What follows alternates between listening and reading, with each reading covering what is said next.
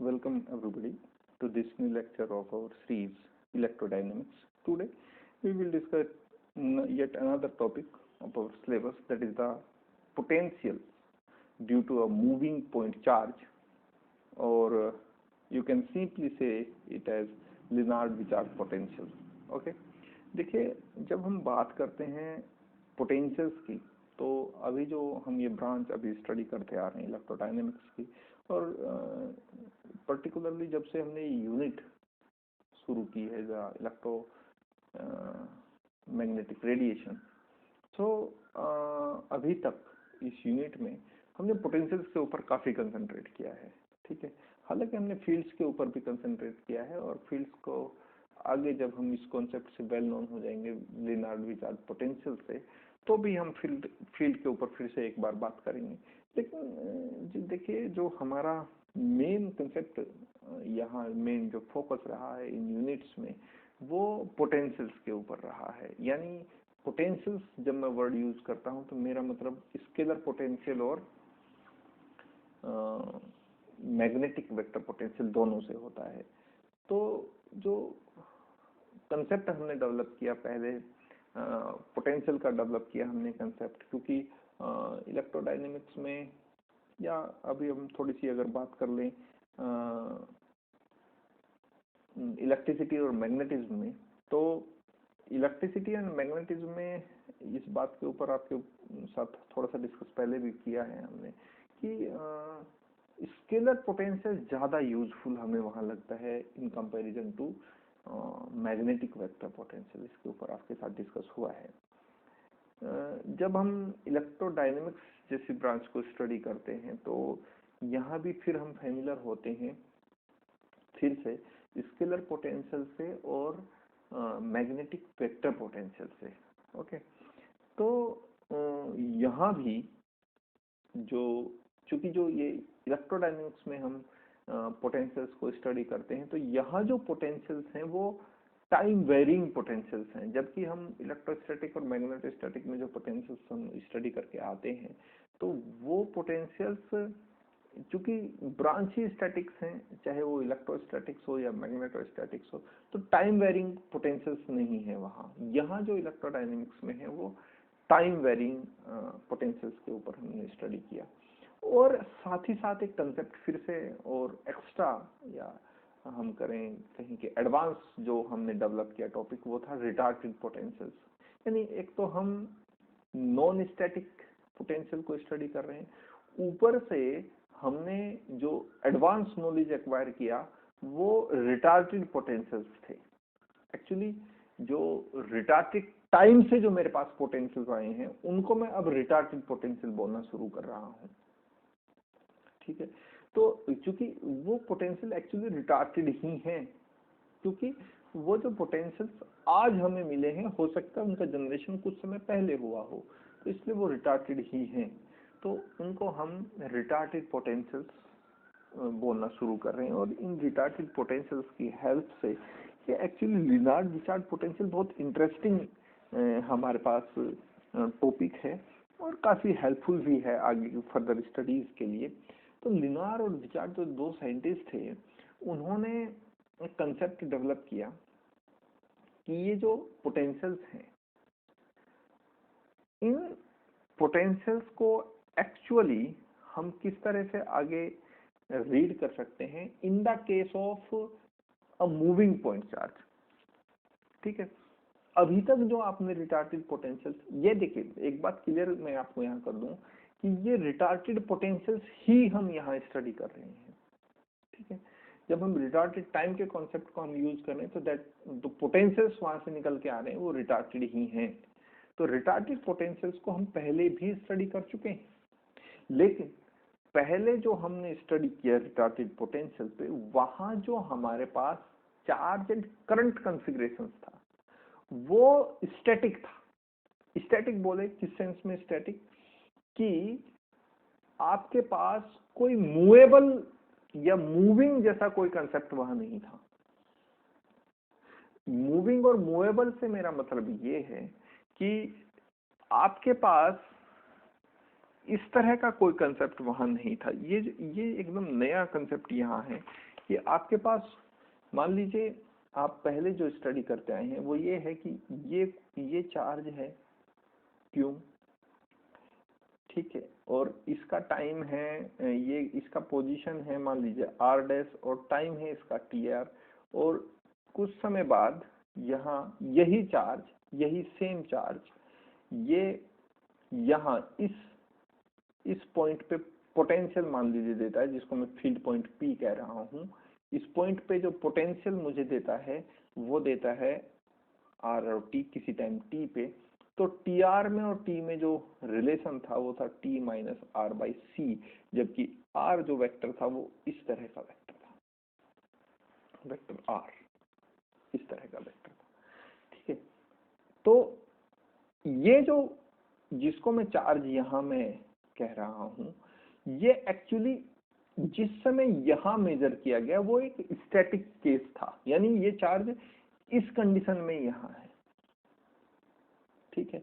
फिर और इस चार्ज के कारण जो इस समय टी आर समय पर इस पोजीशन पे यहां है, इसके कारण पॉइंट पी पर इस पोजीशन में इस टाइम पे इतना पोटेंशियल है। तो एक्चुअली ये जो रिटार्डेड टाइम वाला कंसेप्ट था, ये बहुत ज्यादा कॉन्सेंट्रेटली और क्लोजली आप इस बात को सोचें तो ये जो पोटेंशियल्स मुझे दे रहे थे, इनमें ये चार्ज था ये मूवेबल नहीं था, ये चार्ज एक जगह स्टैटिक था। और जो रिटार्डेड पोटेंशियल्स मुझे यहां से मिले, वो भी जो पोटेंशियल्स हैं वो किसी स्टैटिक चार्ज या किसी पर्टिकुलर चार्ज, अगर मैं यहाँ कोई कॉन्फ़िगरेशंस भी ले लूं, यहाँ कोई कॉन्फ़िगरेशन, ये कोई आर्बिट्रेरी वॉल्यूम है, इसका कोई ये पॉइंट एक इन्फिनिटिजिबल मैंने कोई वॉल्यूम लिया जिसको मैंने डेंसिटी कहा रो, चार्ज डेंसिटी, ठीक है, और जो टोटल चार्ज हुआ यहाँ वो हुआ rho D tau dash according to my theory. So यहाँ से इस इन्फिनिटिजिबल इस छोटे से वॉल्यूम के कारण जो यहाँ इस पॉइंट पर कोई मुझे पोटेंशियल अगर फाइंड करना है जिसका कोऑर्डिनेट है आर और टी, और इस पॉइंट का जो कोऑर्डिनेट है वो है आर डैश और टी आर, ठीक है। तो इस कारण मुझे यहाँ जो फील्ड मिलेगा उनको मैंने कहा V R T, that is the retarded scalar potential, और दूसरे मैंने कहा A R T, that is retarded magnetic vector potential. तो ये जो पोटेंशियल्स थे ये किसी इन्फिनिटिजिबल वॉल्यूम एलिमेंट के कारण थे। यहाँ चाहे चार्ज डेंसिटी रही हो चाहे करंट डेंसिटी रही हो, चार्ज डेंसिटी है तो मुझे स्केलर पोटेंशियल फाइंड आउट हुआ, और अगर मेरे पास करंट डेंसिटी यहाँ थी तो मुझे मैग्नेटिक वेक्टर पोटेंशियल यहाँ फाइंड आउट किया। और ये इन्फिनिटी वॉल्यूम केवल इस सिचुएशन में नहीं है, ये डिस्टेंस मैंने कहा ये वेक्टर आर है, इन दोनों के बीच का जो डिस्टेंस है वेक्टर आर है, एक्चुअली ये इक्वल टू होता है आर माइनस आर डैश के, ठीक है। यहाँ से कुछ इस तरह से अगर मैं पॉइंट करूं तो कुछ इस तरह से, ठीक है। तो ये जो वेक्टर है ये वेक्टर आर आर डैश, ठीक। तो ये वाला कंसेप्ट हम यूज करेंगे, इसके ऊपर अभी बात करेंगे। तो ये वाला कंसेप्ट है कि ये जो इन्फिनिटिजिबल वॉल्यूम है ये स्टैटिक है, ये मूव नहीं कर रहा। अभी जो हम टॉपिक स्टडी करने जा रहे हैं लिनार्ड विचार्ड पोटेंशियल, उसमें जो चार्ज है वो मूव कर रहा है। आप टॉपिक को देखिए, potential due to a moving point charge, potential due to a moving point charge, या इसी पोटेंशियल्स को हम कह रहे हैं इन दोनों साइंटिस्ट को लिनार्ड विचार्ड पोटेंशियल। दो फिजिसिस्ट थे लिनार्ड एंड विचार्ड जिन्होंने थ्योरी डेवलप की। तो इस टॉपिक की हम बात करें, अब जो चार्ज है हमारे पास वो समय के साथ मूव कर रहा है, टाइम वेरिंग चार्ज है हमारे पास, ठीक है, स्टैटिक नहीं है हमारे पास कोई भी कॉन्फ़िगरेशन, चाहे चार्ज का कॉन्फ़िगरेशन हो चाहे हमारे पास करंट का कॉन्फ़िगरेशन वो टाइम वेरिंग कॉन्फ़िगरेशन है, यानी एक ऐसा चार्ज, एक ऐसा करंट जो मूव करे, इनके कारण किसी पॉइंट पे, पर्टिकुलर पॉइंट पे कितना रिटार्टेड पोटेंशियल्स होंगे, उनको ही हम स्टडी करेंगे। उन्हीं पोटेंशियल्स को हम कहेंगे Lienard Wiechert potentials. Okay, so let's see. So the scalar and the vector potentials we have so far is VRT is equals to 1 over 4 pi epsilon naught, and integration over this infinitesimal volume element or the magnetic vector potential is equals to mu naught over 4 pi, and integration of current density, volume current density over an infinitesimal volume element। Okay, इस तरह से equation number 2 और 1 और 2 मुझे scalar potentials and vector potentials के बारे में information देती हैं। These two are known as the retarded scalar potential and retarded magnetic vector potential because the volume charge density is measured at retarded time and also the volume current density measured at retarded time। okay, this एक छोटा सा जो development है वो हमें और करना पड़ेगा कि आप इस फिगर को देख सकते हैं कि हमारे पास ये कोई छोटा सा इन्फिनिटेसिमल वॉल्यूम है। थोड़ा सा मैं आपको जूम करके दिखाने की कोशिश करता हूँ। ये देखिए मेरे पास यहाँ कोई छोटा सा इन्फिनिटेसिमल वॉल्यूम एलिमेंट है जिसका जो पोजीशनिंग है वो r डैश है किसी टाइम tr पे। तो यहाँ से यहाँ तक की जो डिस्टेंस है उसको मैं कह रहा हूँ वेक्टर r, और इस पॉइंट के कोऑर्डिनेट है p at r and t, that is position and time का फंक्शन है, और इसी पॉइंट को हम कह रहे हैं फील्ड पॉइंट। ओके, अब यहां से जो वेक्टर आपने ड्रॉ किया, यहाँ इस वेक्टर को हमने कहा r डैश, और यहां से यहां तक का जो वेक्टर है वो है r। तो जो रिजल्टेंट वेक्टर होगा वो होगा r dash minus r vector. Okay, और मोड में अगर आप लिखे तो r माइनस r डैश भी इसको लिख सकते हैं। एक दूसरा जो पॉइंट यहाँ ध्यान देने का है कि हम अभी तक ये जो r है इसको हम कभी भी इंटीग्रेशन से बाहर लेके नहीं गए हैं। जितने भी पोटेंशियल्स की फॉर्म आप अभी तक स्टडी करके आए हैं, कभी भी हमने ऐसा नहीं किया है कि इस r को, जो कर्ली r है, इसको हम इंटीग्रेशन से बाहर लेके गए हैं। इसका रीजन क्या है? इसका रीजन ये है कि मान लीजिए आपने इन्फिनिटेसिमल वॉल्यूम यहाँ कंसीडर किया है, तो आपके लिए जो डिस्टेंस है वो फील्ड पॉइंट से, जो सोर्स पॉइंट से फील्ड पॉइंट की डिस्टेंस है वो ये होगी। फिर ये तो कोई आपके ऊपर कंस्ट्रेंट नहीं है कि आप जो इन्फिनिटेसिमल वॉल्यूम एलिमेंट को चूज करें वो यहीं कर सकते हैं। इस पूरे आर्बिट्रेरी वॉल्यूम में आप कहीं भी ऐसा कर सकते हैं।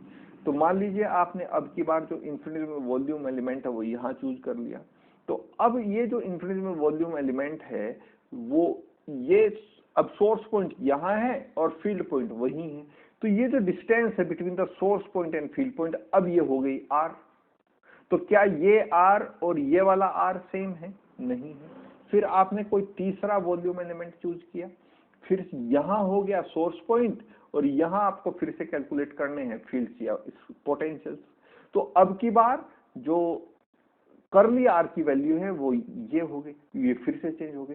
तो वेरिएबल वैल्यू के कारण इसकी जो, क्योंकि इस पूरे इन आर्बिट्रेरी वॉल्यूम में हम कहीं भी एक छोटा सा इन्फिनिटेसिमल वॉल्यूम एलिमेंट चूज कर सकते हैं। तो इस कारण चूंकि r वेरिएबल है, डिस्टेंस वेरिएबल है from the source point two the field point, इस कारण हमने इसको इंटीग्रेशन से बाहर लेकर नहीं जा सकते।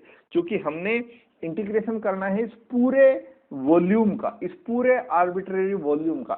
ये मान सकते हैं छोटे छोटे वॉल्यूम से मिलकर बना हो। तो अगर पूरे इस वॉल्यूम का के कारण हमें यहाँ पोटेंशियल या यहाँ इस पॉइंट P पर फील्ड चाहिए, तो फिर हमें इन सभी छोटे छोटे वॉल्यूम एलिमेंट्स का इंटीग्रेशन करना पड़ेगा, इन सब के ओवर इंटीग्रेशन करना पड़ेगा। इस कारण हम r को, और ये डिस्टेंस वेरिएबल रहेगी, कभी यहाँ इसके लिए अलग, यहाँ के लिए अलग, यहाँ के लिए अलग, यहाँ के लिए अलग। इस कारण अगर उन सब के लिए हमें जो टोटल फील्ड या पोटेंशियल फाइंड आउट करने हैं, तो हम अलग अलग इनफिनिटेसिमल वॉल्यूम के कारण जब हम ऐसा करना चाहते हैं, तो r को हम इंटीग्रेशन के बाहर, जो कर्ली r है, उसको हम इंटीग्रेशन के बाहर नहीं लेके जा सकते। तभी जाके हमें टोटल रिटार्टेड पोटेंशियल या total retarded field at field point P हम फाइंड आउट कर सकेंगे।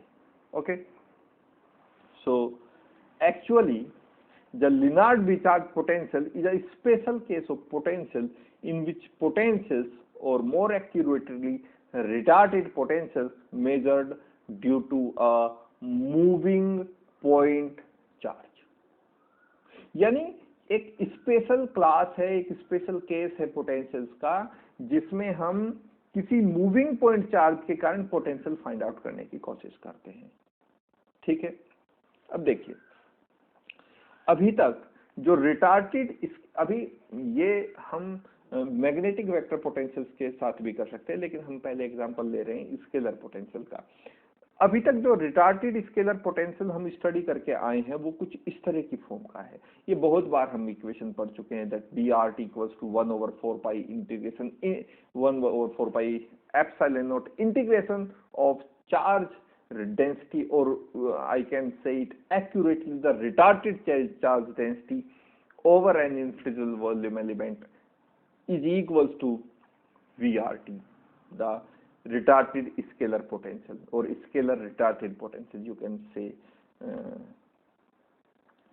तो ये वाला इक्वेशन को अगर मैं ध्यान से देखूं, तो ये वाला इक्वेशन मेरे को क्या देगा, लेफ्ट हैंड साइड भी सिंपली 1/4 पाई। ये जो रो डीटो डैश की वैल्यू है, अभी तक जो हम इलेक्ट्रोस्टैट वाले केस में लिखते आए हैं, तो रो डीटो डैश को हम हमेशा क्यों लिखते हुए आए हैं? तो क्या इस इक्वेशन को मैं ये लिख सकता हूं? अब ध्यान से देखिए कि VRT V, मैं चलिए इसका भी रीजन है कि मैंने यहाँ इनको कोऑर्डिनेट फॉर्म में क्यों नहीं लिखा, अभी आपसे डिस्कस किया जाएगा कि VRT मैंने यहाँ लिखा है पर यहाँ नहीं लिखा, तो इसलिए इसका रीजन है, या मैं इसको मैं अभी सोल्व ही कर देता हूं, तो मैं इसको VR लिख देता हूं। यानी इलेक्ट्रोस्टैटिक केस को जब हम स्टडी करते हैं, इस तरह का जो हम पोटेंशियल लिखते हैं इलेक्ट्रोस्टेट में, तो इलेक्ट्रोस्टेट में हम सिंपली अभी तक रो डीटो डैश को हम क्यों लिखते हुए आ रहे हैं, और क्यों अगर मैं यहाँ लिखता हूं, तो ये जो इक्वेशन है, जो रिटार्टेड पोटेंशियल में कह रहा हूँ, ये स्टैटिक पोटेंशियल में कन्वर्ट हो जाएगा, और 1/4 पाई एप्सिलॉन नॉट क्यों ओवर। लेकिन आप इस बात को ध्यान दीजिए कि अगर मेरे पास ये फंक्शन पोजीशन और टाइम दोनों का है अब भी, तो क्या होगा, ये पोजीशन और टाइम दोनों का फंक्शन है, आर और टी का, तो क्या ये एक्सप्रेशन फिर भी इसमें कन्वर्ट हो जाएगा? नहीं, ऐसा करना गलत है। अगर आप अब भी रो डीटो डैश को क्यों लिखते हैं, जो कि टोटल, एक्चुअली टोटल चार्ज वो दे रहा है, इसमें कोई दो राय वाली बात नहीं, इन प्रिंसिपल वो ये वैल्यू देगा, क्योंकि rho the volume charge density into the volume gives always, and integration over whole always gives the total charge in that particular body or in that particular volume। ऐसा हो, लेकिन क्या retarded potential के साथ, question ये है कि retarded potential के साथ क्या हम ऐसा कर सकते हैं, क्या हम ऐसा लिख सकते हैं? तो आंसर ये है, जवाब ये है कि हम ऐसा नहीं कर सकते। दिस इज एब्सोल्युटली रॉन्ग, ये गलत तरीका है, ऐसा हम नहीं लिख सकते, ऐसा हम नहीं लिख सकते। रिटार्टेड पोटेंशियल्स को हम ऐसा नहीं लिख सकते, और कभी लिखेंगे भी नहीं। इसका रीजन क्या है? This is actually a very known well known formula for us, that is the static potential measured in electrostatic, but here we are dealing with a dynamic charge and this potential due to stationary charge, so our above calculation is wrong, and for a dynamic point charge ये observation कभी भी सही नहीं होगा कि rho D tau dash को आप क्या लिख दें, क्यों, किसके लिए, फॉर अ डायनामिक और for a moving point charge. Moving और डायनामिक पॉइंट चार्ज के लिए आप ऐसा कभी नहीं लिख सकते। फॉर अ डायनामिक और a moving point charge rho D tau dash does not equal to Q, तो किसके बराबर होगा, then rho D tau dash can be written as Q equal to Q over 1 minus r cap vector, r cap that is the unit vector, v dot v that is the velocity over c, that is equation number 3rd। अब हमारा जो पूरा concentration है वो इसके ऊपर है कि ये जो इक्वेशन हमने लिखी है इक्वेशन नंबर 3rd, इसको हमने कैसे इस फॉर्म में लिखा, यानी जब हम रिटार्टेड पोटेंशियल्स के ऊपर बात कर रहे हैं तो रिटार्टेड पोटेंशियल में जो इंटीग्रेंड्स हैं हमारे पास, इंटीग्रेंड्स को हमने जो रो डी टू डैश वाला कंसेप्ट है उसको हमने इस फॉर्म में बाय इक्वेशन नंबर 3rd कैसे लिख दिया, ये हमारा पूरा का पूरा कंसंट्रेशन है। ओके, सो छोटा सा मैं अभी हम इसको प्रूफ करने की कोशिश करेंगे और आगे आपको बताएंगे कैसे हमने इक्वेशन नंबर 3rd की ये वाली फॉर्म लिख दी। यानी कभी भी एक मूविंग या डायनेमिक पॉइंट चार्ज के लिए आप ऐसा बिल्कुल नहीं लिख सकते, ऐसा आप कभी नहीं लिखेंगे, rho D tau dash does not equal to q, q के बराबर वो कभी नहीं होगा। ये केवल किसके लिए होगा, स्टैटिक केस में तो आप ऐसा लिख सकते हैं, इलेक्ट्रोस्टैटिक्स में आप ऐसा बिल्कुल फ्रिक्वेंटली यूज कर सकते हैं, लेकिन आप जब इलेक्ट्रोडायनेमिक्स को स्टडी कर रहे हैं और एक मूविंग पॉइंट चार्ज को, मैंने आपको बताया कि लिनार्ड विचार्ड पोटेंशियल किसके कारण पोटेंशियल है, due to a moving point charge, that is potentials. Potentials तो आप पहले भी स्टडी करके आए, रिटार्डेड पोटेंशियल्स भी स्टडी करके आए हैं, लेकिन लिनार्ड विचार्ड पोटेंशियल और जो रिटार्डेड पोटेंशियल्स आप स्टडी करके, उनमें मेन डिफरेंस क्या है कि जो रिटार्डेड पोटेंशियल्स अभी तक आप स्टडी करके आए हैं, जो जैफीमैन को इक्वेशन ने हमें फील्ड्स दिए, या जो उससे पहले रिटार्डेड पोटेंशियल वाला टॉपिक था उसने हमें पोटेंशियल्स दिए, वो पोटेंशियल्स किसी इनफिनिटेसिमल स्टैटिक चार्ज डिस्ट्रीब्यूशन या करंट डिस्ट्रीब्यूशन के कारण थे। यहाँ जो एक्चुअली जो कंसेप्ट है वो एक मूविंग चार्ज का कंसेप्ट है, एक ऐसा चार्ज जो मूव कर रहा है। तो डायनेमिक पॉइंट चार्ज के लिए जो रो डी टू डैश की वैल्यू होगी वो हमेशा होगी Q over 1 minus rho cap mine dot v over c, और ऐसा क्यों होगा, where v is the velocity of moving point charge, ठीक है। The value of rho d to dash given by equation number 3rd is a modified value of this integration, and this modification comes due to the geometrical effect। अब ये geometrical effect क्या है, ये आपको study करना पड़ेगा कि ये जो मॉडिफाइड वैल्यू आई है रो डी टू डैश, जो इक्वेशन नंबर 3rd हमें देती है, वो मॉडिफाइड वैल्यू ज्योमेट्रिकल इफेक्ट की वजह से आई है। इसको हम बोल रहे हैं ज्योमेट्रिकल इफेक्ट। ये ज्योमेट्रिकल इफेक्ट आया कहां से है, क्यों हमारी स्टडी में आया, इसको हमें यहां समझना पड़ेगा। थोड़ी सी बात जो मैं इसके बारे में करना चाहूंगा वो ये है कि इस फिगर को, एक फिगर है, ये एक हमारा पॉइंट चार्ज है जो मूव कर रहा है इस लाइन के अलोंग।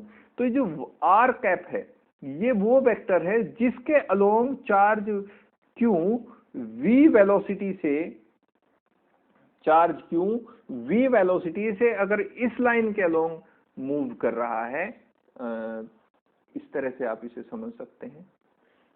ये देखिए, अगर चार्ज क्यू, ये चार्ज क्यू है जो v वेलोसिटी से अगर इस लाइन के अलोंग मूव कर रहा है, तो इस लाइन के अलोंग जो यूनिट वेक्टर होगा उसको कहा गया है आर कैप वेक्टर, या आर कैप आप सिंपली कह सकते हैं, ठीक है। तो ये जो फॉर्मूले में आया है यहाँ आर कैप, वो ये वाला वेक्टर है, यानी the line along which the charge is moving और charge is moved, that line and or the unit vector along that line is r cap, the r cap vector। Okay, इस बात को अच्छे से समझने के लिए, और ये एक दूसरी बात, एक तो ये वाला मैथमेटिकल ऐसा क्यों लिखा गया, ये r cap कहाँ है, वेलोसिटी क्या है, इसके लिए था। क्यों, तो चार्ज का मैग्नीट्यूड है 1 minus is the mathematical concept. R cap मैंने बता दिया आपको, what is R cap. R cap is the unit vector along the line in which the charge q is move or start to move। v is the velocity of charge and c is the velocity or speed of light, that is speed of light। 3 into 10 to the power 8 metre पर second is metre पर second. And तो ये जो रोटो, ये तो effect आया mathematical. अब ये जो रो डी टो डैश का जो मॉडिफाइड वैल्यू है जो मुझे देता है इक्वेशन नंबर 3, ये रो डी टो डैश का जो मैथमेटिकल कंसेप्ट है, ये चेंज जो अगर कहूं मैं वो किसके कारण आए हैं। देखिए सिंपली अगर रो डॉट वी की वैल्यू यहां मैं 0 पुट करूं, ये जो प्रोडक्ट है ये 0 हो जाए, यानी सीधे सीधे ये चार्ज मूव करना बंद कर दे, ये वेलोसिटी 0 हो जाए, तो ये जो रो डी टो डैश की वैल्यू है ओल्डर फॉर्म जो हमारा इलेक्ट्रोस्टैटिक वाला फॉर्म है उसी में चेंज होगा। Rho D tau dash is equals to q, क्योंकि जो डिनोमिनेटर है उसमें केवल क्या बचेगा, 1 बचेगा। तो ये value rho D tau dash की कहां चेंज हो जाएगी, क्यू में चेंज हो जाएगी, जो इलेक्ट्रोस्टैटिक में बिल्कुल राइट है। फ्रिक्वेंटली हम इसको यूज करते हैं इलेक्ट्रोस्टैटिक्स में, ठीक है। तो ये केवल जो चेंज आता है ये केवल इलेक्ट्रोडायनेमिक्स को जब हम स्टडी करते हैं वहीं हमें ये चेंज दिखाई देता है, और इसका रीजन क्या है, ज्योमेट्रिकल इफेक्ट इसका रीजन है। और ग्रिफिथ में एक बहुत अच्छा एग्जांपल दिया है, उसी के थ्रू हम इसको समझने का प्रयास करते हैं कि कैसे geometrical effect rho D tau dash की वैल्यू को बदल देता है। मैथमेटिकल वैल्यू है पर इफेक्ट क्या है, इफेक्ट है ज्योमेट्रिकल इफेक्ट। इफेक्ट क्या है, ज्योमेट्रिकल इफेक्ट है, ठीक है। तो इस बात को समझने का प्रयास करते हैं by an example given in the Griffith. देखिए ये वाला एग्जांपल है जो ग्रिफिथ में दिया हुआ है, ये वाला एग्जांपल है, ठीक है। इस एग्जांपल में आप पहले इस बात को समझेंगे, इस फिगर में हमें क्या बताने का प्रयास किया गया है, ठीक है। इसके बाद फिर आगे बात करेंगे। देखिए